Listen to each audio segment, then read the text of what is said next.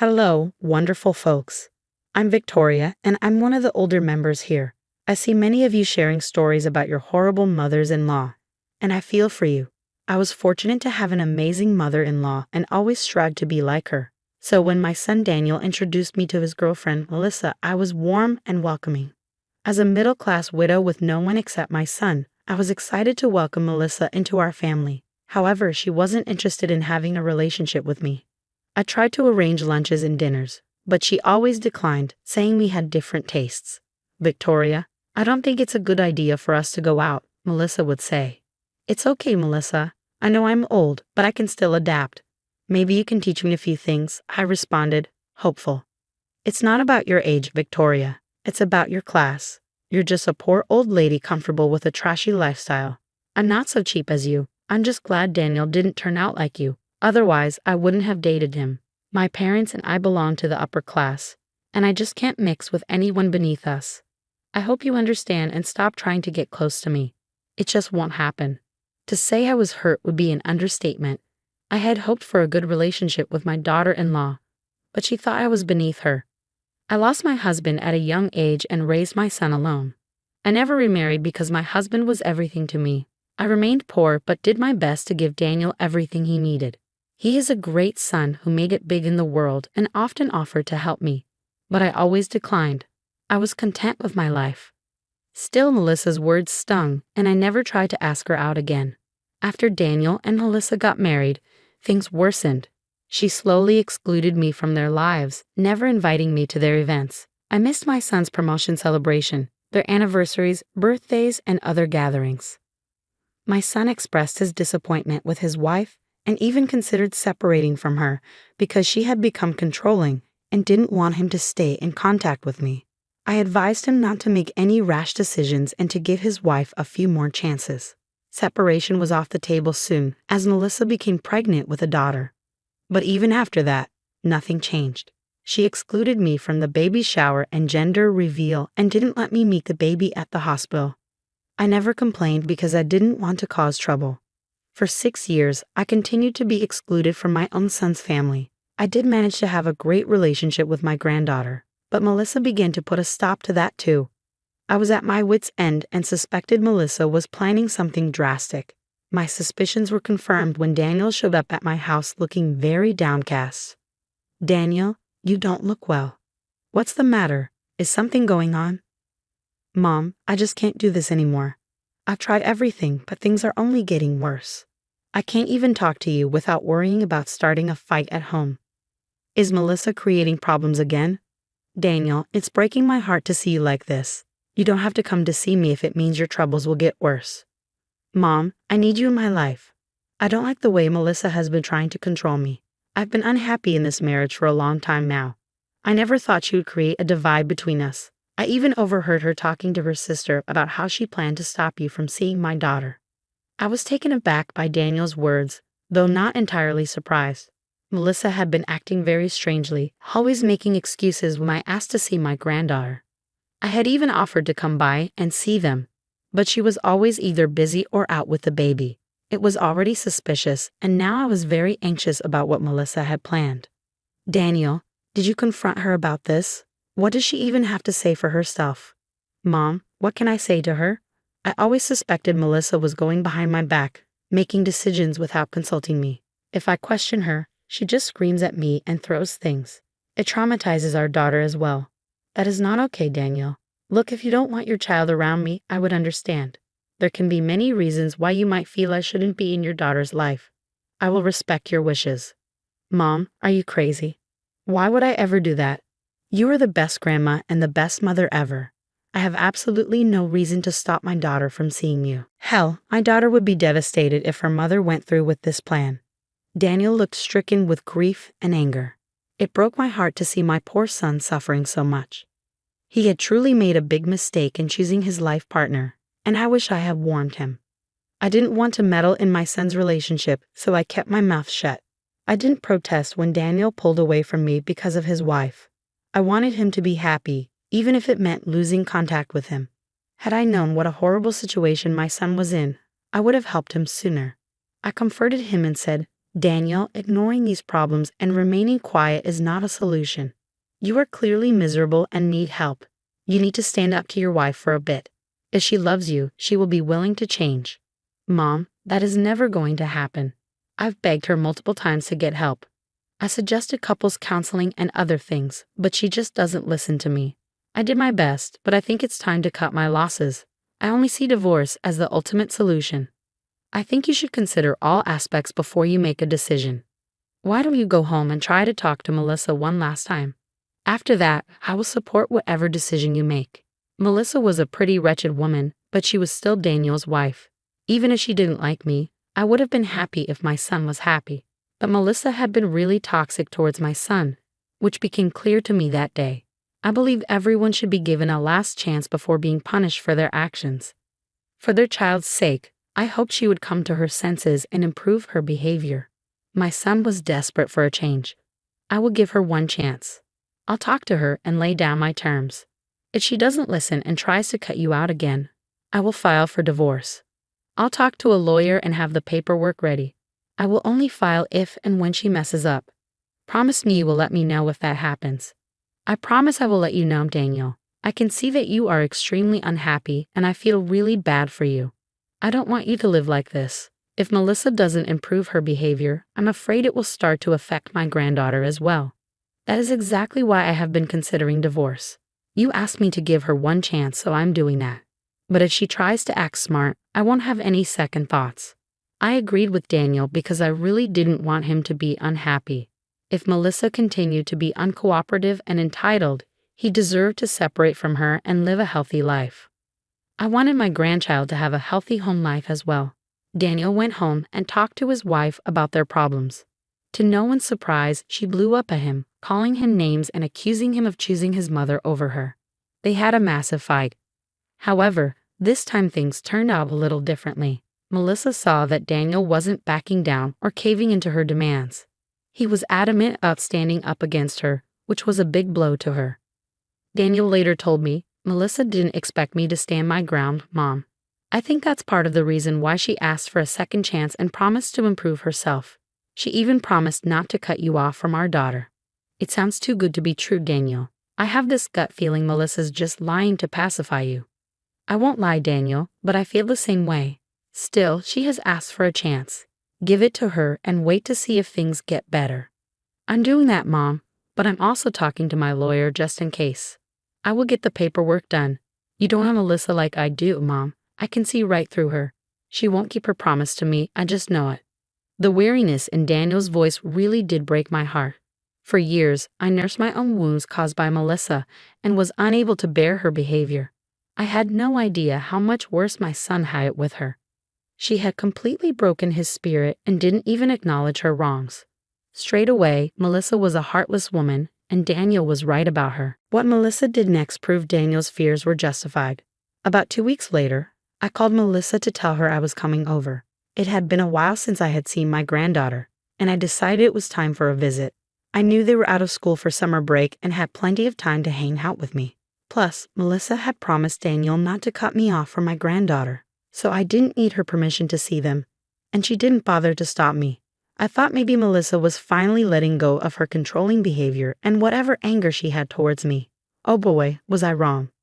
When I rang the doorbell at my son's house, Melissa opened the door but didn't ask me to come in. "What do you want, Victoria? Daniel is not home, and I'm kind of busy right now. I've come to see my granddaughter. It has been a long time since I've seen her. I was missing her, so I thought I would drop by." "I don't think this is a good idea, Victoria. My daughter is not available right now. Sorry to say that you can't see her today." I was a little taken aback to see the same version of Melissa that I saw last time. Daniel had been telling me that Melissa was acting well at home, but he didn't trust her completely. I thought he was being a little paranoid. Nope, my son was right. Melissa showed no signs of change whatsoever. Since I was already at her home, I decided to try my luck again. I said in a serious tone, "Melissa, I know my granddaughter is not at school. Her school is on summer break, and I asked Daniel before I came here. He confirmed that my granddaughter is home." "Well, yes, she is home, but you still can't see her." "What? Why not? You have been keeping my grandchild away from me for a while now. I won't pretend that I didn't notice, but I don't understand what the problem is. Melissa, you need to tell me why I can't see my own grandchild. Because I don't want you to see her ever again. She's my daughter, and I get to make those decisions as I please. And I've decided not to let her mingle with you anymore. You are still not telling me why you're doing this, Melissa. This is unfair and unjust both to me and to your own daughter. Don't you dare tell me what's right for my daughter. The reason for you not to see her anymore is simple. My child doesn't need to be around a loser like you. Melissa said this with so much venom that I found myself taking a step back in shock. She straight up called me a loser and told me that my granddaughter shouldn't be associated with someone like me. She made me feel small and unworthy of being in my own family's life. I was humiliated but also extremely angry. I asked Melissa angrily, "What the hell does that mean, Melissa? Why are you calling me a loser and insulting me like this? What makes you think this is okay? You need to explain yourself. Do I need to go into details about how unworthy you are of associating with us? You are a poor woman with no wealth or social status. We have a good reputation in this city, Victoria. Your son works in a high position at his office, and my daughter goes to the most prestigious private school here. I am also a woman of high status. Our family is simply too above you and your trash lifestyle. If anyone had ever told me that people could be so cruel towards their own family, I wouldn't have believed them. But I was wrong about the world. People like Melissa simply didn't care about anything other than material wealth and status. Yes, I was a poor woman. I'm still a poor woman. My son had offered me a lot of things, but I had declined his help. I wanted him to have the best life possible without having to shoulder my responsibilities. I didn't care about my lifestyle at all. I was never interested in climbing up the social ladder and living in luxury. My simple life was good enough for me, especially since I didn't have to depend on anyone. I had no idea that would become a problem for Melissa. I had no idea that my simple life would prevent me from being in my own granddaughter's life. I was shocked and hurt. I said, "What does my simple life have to do with my granddaughter?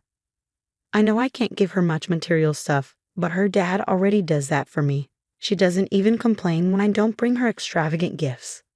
That's the problem, Victoria. I don't want your trash life rubbing off on my daughter in any way. It's already pretty embarrassing that everyone knows Daniel's mom is a freaking loser. If my daughter continues to have you in her life, she might end up being a loser like you. I want her to be successful like me and her father. I can't risk her becoming like you. You are being extremely shallow and unfair, Melissa. None of what you said will happen. My granddaughter needs to have her grandma in her life. You need family too, along with material wealth. She already has a set of good grandparents, Victoria. My parents are rich and come from a high-status family. Their love and influence will be perfect for my little daughter. She doesn't need you in her life, and we don't need you in our lives either. We have plenty of money and connections to have a good life." I was absolutely fuming with what Melissa said. It was at that moment I realized how messed up she was. No wonder my son was at the end of his wits.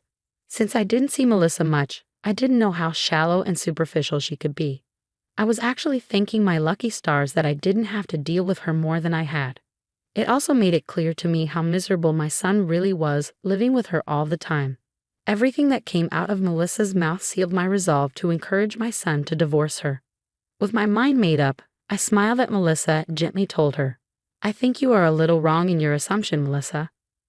My son has a lot of wealth, but from what I gather, you don't have a penny to your name right now. You're already drowning in credit card bills." "What the hell do you mean? I'm married to Daniel, so his money is my money too. I have the sole right to owe his wealth. I'm his wife, after all." "Well, you won't be his wife for long, Melissa. Actually, my son is going to file for divorce very soon. I hope you remember that you signed a prenup, and that prenup clearly said that you won't get anything from him in case of a divorce." Melissa looked scared for a while before she schooled her expression back to normal. She looked at me very nonchalantly as if what I was saying was far-fetched and impossible. But I could tell she was nervous, especially because she knew that Daniel had already warned her about a divorce if she didn't behave. She looked at me dismissively and said, "You can dream on, Victoria. Daniel would never divorce me. He won't be able to be without me. I can control him well enough. Did you forget how I made him limit contact with you?" "Yes, you did throw a tantrum to make him limit contact with me, But he only agreed because I wanted him to save his marriage with you. That was actually the first time it hit Daniel what a messed up woman you are. Over the years, all of your controlling behavior slowly made him consider divorce. Augie can consider divorce all he wants, Victoria. I know for a fact that he will never go through with it. He won't destroy our perfect family and leave me destitute. You can believe what you want, Melissa. Don't say I didn't warn you. I will be leaving today without seeing my granddaughter because I know I will be able to see her soon. As soon as my son divorces you, I will be back in my granddaughter's life. For now, I'll let you have this last power move. I turned around to leave as Melissa went back into the house which soon wouldn't even be hers anymore. I got into my car without any regret and called my son right away. When he picked up, he already sounded weary and resigned. He said in a troubled voice, "Let me guess, Mom. Melissa didn't allow you to see my daughter. She did exactly what she wanted to do and took no consideration of mine or our daughter's feelings." You're right, Daniel. Apparently, she didn't want her loser mother-in-law to influence her daughter to live like a poor person. So she thought cutting me off would be better and spare your family from the humiliation of having a loser grandma like me. What the hell, Mom? She said that to you? Oh God, what is even wrong with her? I can't believe she would say these things to my own mother. I'm so sorry you had to hear those things, Mom. I can assure you it's not true. You are the best mom and grandma ever. I don't think I'm the best mom or grandma, Daniel. I wasn't attentive enough to know how miserable you were in your marriage. If I had known before, I wouldn't have advised you to give Melissa so many chances. I'm sorry for not being a better guardian. I guess you were right. Divorce would be a good move for you. Don't blame yourself, Mom. I was equally responsible for not telling you everything about my life and just going along with Melissa to keep the peace. That won't happen anymore. I will file for divorce today itself. I'm done being manipulated and I'm done raising my daughter in a toxic household. We both deserve better. That night, Daniel showed up at my door with his clothes, and he brought my granddaughter along as well. He had filed for divorce and told Melissa about it. Apparently, Melissa had flipped out and started to attack Daniel for leaving her. She didn't want to get a divorce and lose Daniel's money that she had been relying on. They started off having an argument until it escalated, and Daniel had to call the cops on his wife. Yes, she was hitting him in front of their daughter, who was crying her eyes out.